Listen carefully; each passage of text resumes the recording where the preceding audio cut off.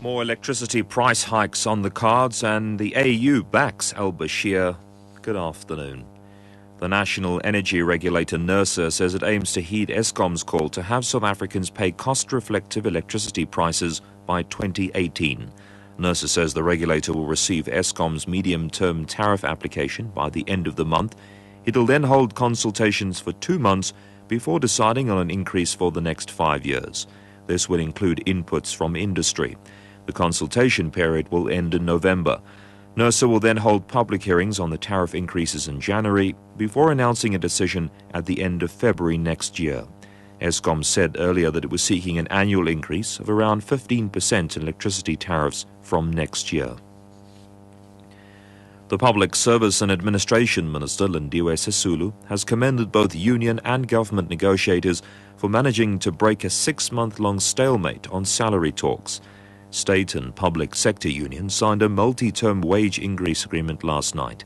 The minister says the 7% wage increase is coupled with improvements in substantive issues, such as long service awards, maternity leave, and a housing allowance of 900 Rand a month. The multi-year agreement that we have signed allows us as a government a very important space in which, number one, it will be important for us to take advantage of to plan properly. Secondly, it will be important for us to ensure that as we go to the next round of negotiations, we in government are in a much better position to ensure that we can get value for money from what we are negotiating. Another accused in the Burumach treason trial in the North Gauteng High Court in Pretoria has been found guilty of treason. Giel Burger was second in command of the Hatlo military base. This brings the number of accused found guilty to 6 so far. Burger's one of 20 men accused of planning to take over the country. Sandra De Lange reports.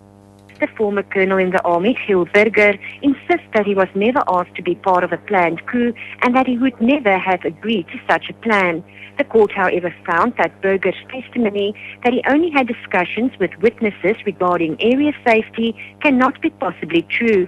Burger was also to help draw up a plan to take over the Luhatla and Kimberley military bases. Sandra De Lange, SABC News, Pretoria. More police officers in Johannesburg's Hillbrow policing cluster have been seeking counselling in the past year. That's according to police captain and pastor Christopher Joseph. He was speaking to SABC News after a memorial service at the Rosebank police station to pay tribute to a police captain who was shot dead by a colleague at the station a year ago. The station commander was also shot 14 times but survived. The 2 women came under fire from a colleague at the station who had just been dismissed. Joseph elaborates. Whenever a member knows that he's going through a difficult time in his life, the station commander will refer the member to us, or the member will come himself to us, will give us a brief outline of his problem, and then after that we've got social workers, chaplains and psychologists to assist our members. The newly elected chairperson of the African Union Commission, Nkosazana Dlamini Zuma, says the body is sticking to its guns. That Sudan's President Omar al-Bashir should not be ousted to face charges by the International Criminal Court. He's wanted on allegations of genocide and other crimes committed in Sudan's Darfur region.